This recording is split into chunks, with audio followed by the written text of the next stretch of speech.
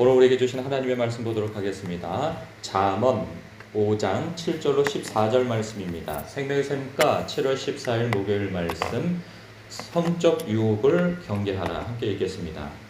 그런즉 아들들아, 나에게 들으며 내 입의 말을 버리지 말고 내 귀를 그에게서 멀리하라. 그의 집 문에도 가까이 가지 말라.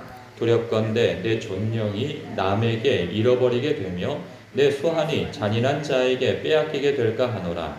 두렵건대 타인이 내 재물로 충족하게 되며 내 수고한 것이 외인의 집에 있게 될까 하노라.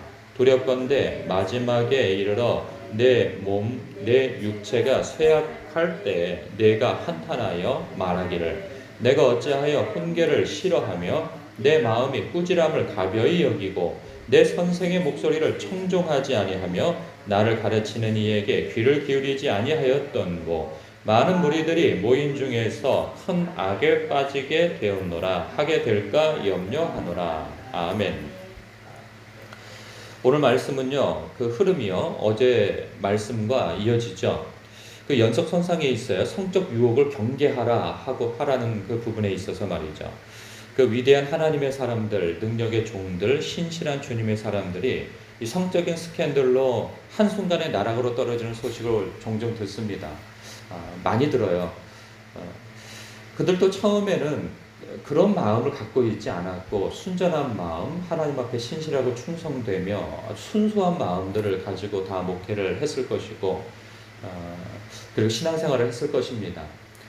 그런 나락으로 떨어질 거라고는 상상도 하지 않았을 거예요. 그런데 어느 한순간에 기도를 많이 한 사람도 그렇고 말씀을 많이 읽었다 하는 사람도 그렇고 목회를 오래 했다고 하는 사람도 그렇고 그렇게 한순간에 나락으로 떨어지는 그런 일들은 대부분 이 성적인 문제 때문에 그런 경우들이 참 많습니다.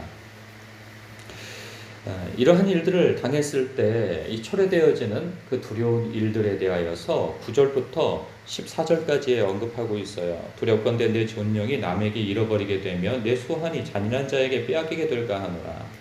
내 존령이라 하면은 그 영광과 명예이죠. 그 오랫동안 쌓는 그 명예, 영광은 참으로 오랜 세월 동안 차곡차곡 쌓아서 이렇게 신실함과 성실함, 충성됨 이런 것들이 오랜 세월 동안 쌓이는데 이 무너지는 것은 아주 한순간에 무너져 버리고 수치를 당하게 되어지는 것이죠. 뿐만 아니라 내 수완이 잔인한 자에게 빼앗기게 될까 하노라. 이 잔인한 자라 하면 뭐 어떤 대상이 될 수도 있고요, 시간이 될 수도 있습니다.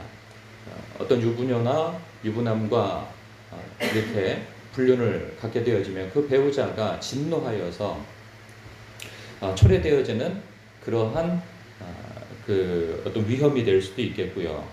그리고 뿐만 아니라 시간도 그렇죠. 그 시간을 잔인한 존재로 대상으로 이렇게 시적 표현을 한 것일 수 있습니다. 잔인한 자에게 빼앗기게 될까? 그 마음이 온통 거기에 사로잡혀 있으면 시간이 정말 순식간에 지나가 버리고 만다는 것이죠. 그러한 일들은 어떻게 또 초래되어지느냐? 10절에 두렵건대 타인이 내 재물로 충족하게 되며 내 수고한 것이 외인의 집에 있게 될까 하노라. 두렵건대 마지막에 이르러 내 몸, 내 육체가 쇠약할 때 네가 한탄하여 말하기를 내가 어찌하여 훈계를 싫어하며 내 마음이 꾸지람을 가벼이 여기고 내 선생의 목소리를 청종하지 아니하며 나를 가르치는 이에게 귀를 기울이지 아니하였던 거, 이런 시절이 온다는 거죠. 근데 이 순간이 올 때까지 사람들은 깨닫지 못하죠. 어렸을 때 한국 영화 시리즈들이 있었는데 그거 장면 중에 하나 기억이 나는 게 있는데 아마 여러분들도 아마 봤을 거예요.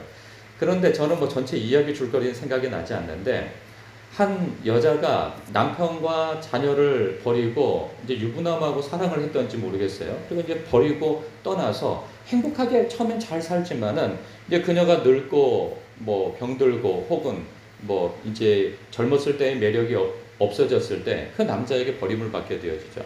이게 노인이 되어가지고 이제 자기가 버렸던 남편과 그리고 자식들이 사는 집에 왔는데 한겨울이었어요. 바깥에서 이 창문 안을 들여다보는 거죠. 그 안에서 웃음소리와 행복해하는 그러한 모습들을 보면서 가슴을 치면서 자기가 그러한 선택을 한 것에 대해서 깊은 회한과 후회를 하며 눈물을 흘리는 장면이 기억이 나는데 남자나 여자나 다 그러한 일들이 일어난다는 것이죠.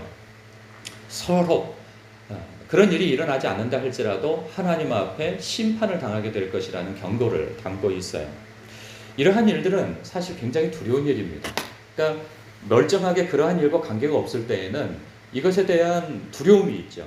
그러나 이것이 점점점 그 사람에게 가까워져 올 때는 그 두려움이 상실하게 되어져요. 왜냐하면 합리화하게 되어 있거든요. 내가 그럴 수밖에 없다고 하는 것에 대해서 스스로를 포장하고 합리화를 시키게 되어져요. 이 정도는 괜찮지. 이 정도는 남들도 다 하잖아. 이런 것이 무슨 죄가 돼? 그리고 사랑이 죄야? 막 이런 것으로 나가게 되는 것이죠. 술에 대해서 얘기하는 것처럼 말이죠. 술 취하지 말라고 그랬죠. 언제 술 먹지 말라고 그랬습니까? 뭐 이런 얘기처럼 남들도 다 하는데 하나님은 사랑의 하나님 아니십니까? 사랑이 죄입니까? 뭐 이런 얘기. 별 이상한 소리 많이 들어봤어요. 그런데 사람은 그것과 멀리 있을 때에는 그것에 대해서 경각심을 갖고 그것이 얼마나 위험하고 그것이 죄악이고 나쁜 것인 걸 아는데 가까워지면 가까워질수록 그러한 생각들이 점점 옅어지면서 그것에 대한 합리화되어지는 생각을 장착하게 되어지는 것이죠. 이런 부분에 있어서 우리가 참 조심해야 할 것은 우리가 그런 모든 것에 있어서 두 가지로 그것을 예방하는 것이 참 중요하다는 것을 7절, 8절에서 또 언급하고 있어요. 어제에서도 언급하고 있지만 오늘 말씀에서도 언급하고 있어요. 무엇을 해야 되냐 하면 첫 번째가 이거예요.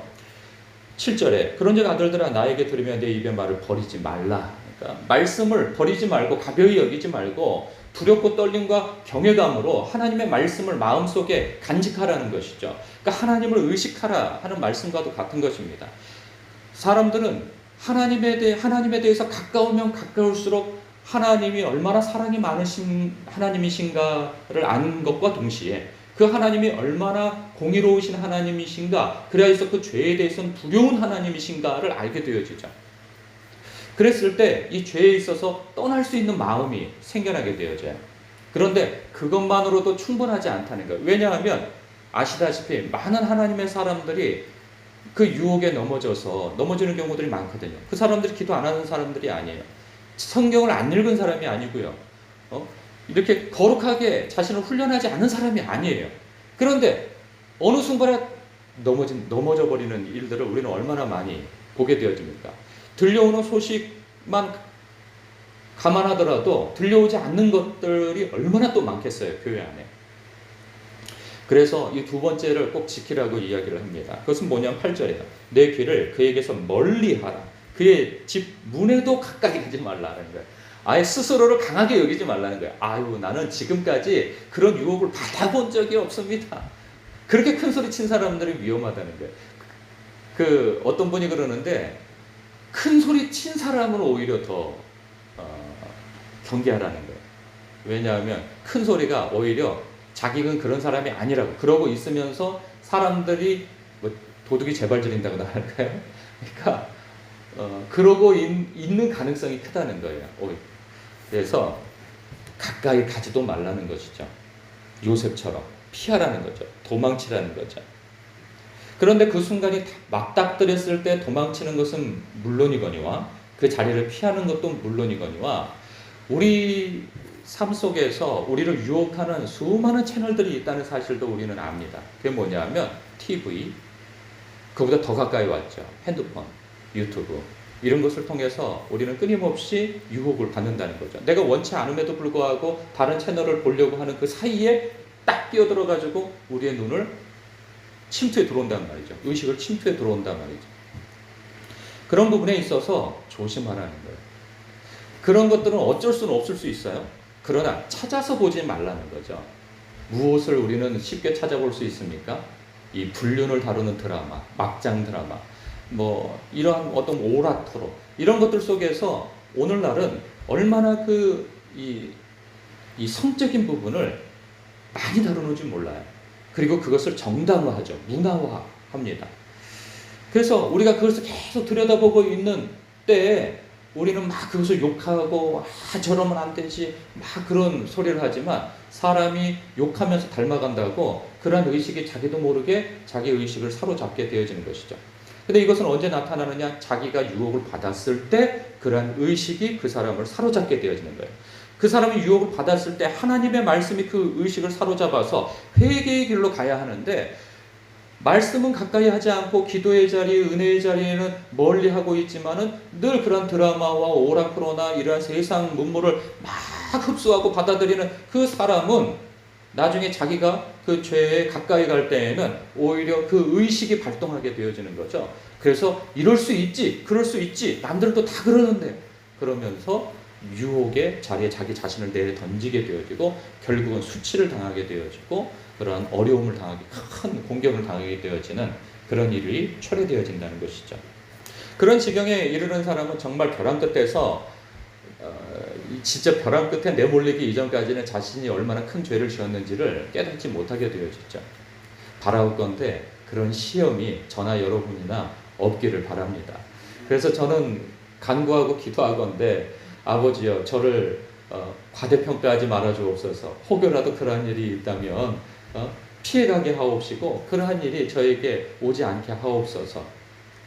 만약에 제가 넘어질 것 같으면 제 생명을 거두어가 주옵소서 라고 하는 그런 기도까지 하는데, 중요한 것은 자기 스스로 정말 조심하고 경각심을 갖고 사는 것이죠. 그거 외에는 왕도가 없습니다. 여러분 이렇게 새벽 예배를 통하여서 하나님을 사랑하고 말씀을 사랑하고 자기 자신을 지켜 경건하게 하려고 하는 그러한 애씀과 수고 노력 굉장히 중요합니다. 그럼에도 불구하고 자기 자신을 유혹 가운데 이렇게 발을 들여놓게 되어지면 아무리 많은 기도, 아무리 많은 어떤 그 예배, 성경 읽기 뭐 이런 거 한다 할지라도 한순간에 넘어지는 게 사람입니다. 그러니 결코 자기 자신을 강하게 생각지 마시고 하나님 앞에 나는 긍휼한 대상입니다. 주님 나를 불쌍히 여기옵소서라는 마음으로 이 성적인 유혹뿐만 아니라 우리가 죄를 지을 수 있는 많은 유혹에 있어서 여러분들 조심하시길 주님의 이름으로 당부하고 부탁드립니다. 특별히 우리가 교회의 이제 시작 단계에 또 있는데 우리가 무엇보다도 경건을 지켜야 합니다. 거룩한 반열에 서야 합니다. 그럴 때 하나님께서 우리를 쓰시고 여러분을 쓰시고 하는 것이죠. 기도하겠습니다.